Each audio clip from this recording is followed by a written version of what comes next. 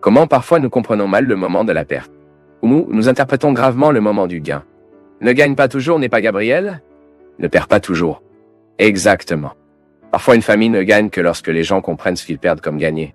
Quand ils sont capables de faire un sacrifice parce qu'ils savent que ce sacrifice viendra au profit de la famille. Cela deviendra un avantage et parfois ce qui semble être une défaite est si merveilleux dans la vie de quelqu'un. Lorsque vous semblez perdre quelque chose et quand vous murez, et que votre vie commence à avoir une autre signification de cette défaite apparente, qui n'est pas une défaite, alors vous ressemble alors à vous perdu. Il a perdu parce qu'il a perdu une petite amie. Perdu parce qu'il a perdu un concours public. Perdu parce qu'il n'est pas allé à l'université. Il a perdu parce qu'il voulait faire un voyage. Tu as perdu. Et soudain, face à ce moment de défaite, vous avez perdu parce qu'une personne que vous aimiez beaucoup est morte.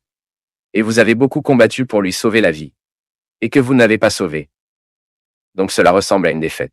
Mais face à cette défaite apparente, les pleurs, c'est très bien. Et parfois, nous pensons que c'est une défaite de montrer le sentiment, parce que je suis faible, je suis un perdant. Et c'est tellement intéressant que les gens, ils ne mûriront que lors de ces défaites et de ces victoires politiques. Parfois, vous prenez un candidat qui gagne une élection, qui fait une belle campagne, quelque chose comme ça, mais une chose est une belle campagne, une autre chose est de gérer une ville, un État, et parfois celui qui a été vaincu, la population commence à le regarder, à parler comme cela, mon Dieu, c'est Histoire de Mandela, un homme qui est coincé 27 ans et laisse la prison à aimer et à ne pas détester. C'est la victoire, non? Avez-vous imaginé qu'il avait tout ce pouvoir de faire ce qu'il voulait? Le président pourrait très bien établir un régime qui rendrait justice à tous les Noirs, non? Que au-delà des Blancs. Qu'est-ce qui est plus facile à analyser, non? Vous voyez le pouvoir de ce point de vue, non? Se chevauchant en mettant ce qui rend réel quel est l'intérêt de cette classe. Et puis, quand vous découvrez qu'il ne le fait pas, il se rend compte que le pouvoir passe par d'autres façons, non?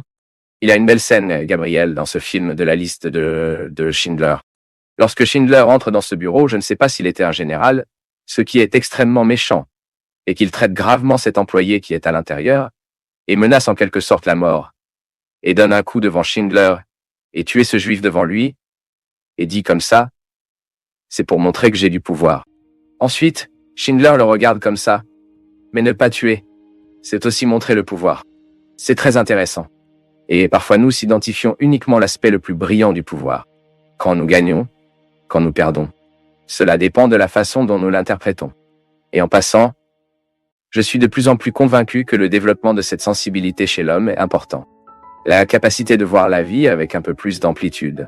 Parfois, notre vision est très réduite. Gabriel, de nombreuses souffrances sont nourries en raison du manque d'amplitude dans la compréhension des choses. L'autre jour, j'ai trouvé une femme qui souffrait amèrement d'un problème dans sa maison. Un problème de famille. Le problème était petit, pas une chose désastreuse, c'était une chose très simple. Vous savez ce que c'était? La fille était mariée à un évangélique. Et elle était inquiète, et en fait, elle allait épouser l'évangile, elle ne s'était pas encore mariée. Et quelle était la préoccupation de cette femme? Là où ça allait être la cérémonie et où les petits-enfants seraient baptisés. Puis ils ont vu un traumatisme. Non, elle a créé l'enfer. Elle a créé l'enfer dans la vie de son fils, et créé l'enfer dans sa vie. Parce que cela dimensie le problème en quelque sorte, amplifiant le problème malhonnête. Je lui ai dit, pour l'amour de Dieu, le problème est le cancer. Le problème est un enfant arrêté, il est un fils drogué. Maintenant, un enfant qui épousera une fille évangélique et sait où ce mariage se produira. Et comment ces enfants seront baptisés? Pour l'amour de Dieu. Puis je lui ai demandé, bien, la fille est bonne? Puis elle a dit, à droite, a donné ce silence et a dit comme ça, la fille est merveilleuse, pleine de valeur. J'ai dit, cela commence à identifier et à regarder qu'il est une personne instruite, est une personne très qualifiée, que cette femme, une femme très intelligente, mais à ce moment-là, elle a réduit son intelligence à une émotion idiote, n'a pas été en mesure de rationaliser l'émotion qu'elle avait, et souffrait de manière malhonnête en créant du malaise pour elle, créant un malaise avec la future belle-fille, créant un malaise avec la future belle-fille, créant un malaise avec son fils à cause d'une petite question qui aurait pu être administrée sans tant de conflit, mais c'est là que la question est, vous savez, père, ces jours-ci aussi, une femme dans l'émission de radio à Canson Nova a envoyé un email là-bas disant qu'elle était très méfiante de son mari parce qu'elle avait réalisé, afin qu'il soit très heureux, c'était très euphorique à droite, et puis une voisine de sa pensée qu'il était avec un amant à droite. Et elle dit dans l'email qu'elle a commencé à soupçonner, a commencé à remarquer qu'elle n'a jamais rien vu. Et qu'elle a décidé de demander, et que chaque jour elle demande à son mari.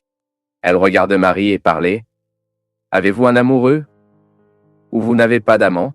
Elle parle comme ça chaque jour. Je me bats avec mon mari. Et mon mari a maintenant dit qu'il ne pouvait plus me prendre. J'ai dit, bien sûr. Il ne peut plus te supporter. Vous ne l'avez jamais vu avec aucun amoureux. Vous avez décidé de rompre avec ça. Il est allé consulter un voisin qui n'a rien vu non plus, mais se méfie de sa joie qu'il ait un amoureux. Vous n'avez pas de problème, vous avez créé un problème. Et puis vous créez un problème et les gens créent des choses là où il n'y a pas. À ces moments, lorsque vous dites la personne qui a un cancer, la personne qui a une plus grande maladie, nous parlons de la beauté d'un travail bénévole. Lorsque vous, face au problème de l'autre, vous parlez, mon Dieu. Ces jours-ci, j'ai interviewé le chat ouvert au président d'ACD, qui est son admirateur, non? Un homme fantastique. Un homme fantastique. Et puis nous montrions des scènes, ses petits bras, sans jambes, mais dans une joie, jetant une capoeira, la natation, la mer dans le bonheur, l'autre garçon avec un certain nombre de problèmes, un rire étonnant. Ensuite, vous dites, mon Dieu, ce garçon n'a pas de bras. Ce garçon n'a pas de jambes. Il vit. Cette mère vit avec lui. J'ai tout et je me plains de la vie tout le temps et je reçois un amoureux de mon mari et je me prépare, je ne sais pas quoi, et je reçois un problème avec mon fils qui se mariera à une fille merveilleuse mais est évangélique. Et je reçois un problème parce que la couturière a fait la robe, et la robe que la couturière a faite, j'ai dit que la prédication devait être une couleur. Un ton de chien et un bandeau. Et le monde est terminé à cause du pli que l'autre fait. C'est cette vieille histoire, non? Le garçon est heureux car il ne fait pas attention aux bras qu'il n'a pas. Faites attention à ce qu'il a et à ce qu'il peut faire avec ce qu'il a. Parfois, mon peuple, ce qui se passe dans nos vies, c'est cela. La genèse de beaucoup de malheurs est précisément dans le fait que nous faisons attention à ce que nous n'avons pas. L'autre jour, je disais ici, Gabriel, je ne sais pas si c'était la semaine dernière, je disais que le gros problème de jaloux est qu'il ne fait pas attention à ce qu'il a. Il garde toujours un œil sur ce qui est de l'autre. Et parce qu'il ne gère pas ce qu'il a, il s'avère qu'une personne malheureuse, il génère des problèmes. Il crée un problème pour lui. Il génère un problème pour ceux qui sont du côté. Et drôle que cette mystique, c'est une mystique. Que vous choisissiez ce qui est bon chaque jour. C'est très difficile de notre époque, car il semble que notre contexte soit d'une grande possibilité. Nous vivons donc cette anxiété de vouloir tout avoir, non? Et parfois nous ne savons pas comment dépister que, lorsque nous mettons notre intention d'atteindre beaucoup de choses, nous finissons par ne rien réaliser. Parce que je peux être entouré de nombreuses réalisations, mais laquelle m'a vraiment réalisé? Lequel m'a vraiment rendu heureux? Qu'est-ce qui, dans ce contexte de tant de possibilités, peut vraiment me réaliser? Parce que je pense que c'est là que nous découvrirons vraiment ce qui en vaut la peine dans la vie. Il y a une chose que nous avons dit dans la fiche 1, qui parle également d'une manière dans la fiche 2, que vous parlez toujours, qui est ce problème de l'ordinaire et de l'extraordinaire. L'extraordinaire, cela se produit extraordinairement de temps en temps. Donc extraordinairement, nous voyagerons et rencontrerons une ville avec une plage. Extraordinairement, vous achèterez quelque chose de nouveau, vous aurez donc du plaisir dans cette nouvelle voiture que vous avez achetée, mais c'est extraordinaire. Vous n'achetez pas de voiture tous les jours, vous ne voyagez pas en vacances tous les jours, vous n'avez pas de fête tous les jours. Si notre bonheur est dans l'extraordinaire, notre vie est un problème. Elle doit être dans l'ordinaire dans la vie quotidienne. Il est assis pour un petit déjeuner, non? Dites-moi quel plaisir, regardez quel pain savoureux, non? Puis un jour vous innovez sur le pain et le pain vient. Je sais là. Chaud. Vous passez un beurre. Puis vous sentez cette odeur, c'est ça, non? Vous le sentez d'abord, alors c'est je souhaite que la force du cœur de Dieu soit toujours présente avec vous et accorde le don de la foi, vous accordant le don du discernement et l'équilibre nécessaire afin que la vie soit meilleure et plus heureuse. Seigneur soit avec toi. Il est entre nous. Versez la bénédiction du Dieu Tout-Puissant sur nous, Père, Fils et Saint-Esprit.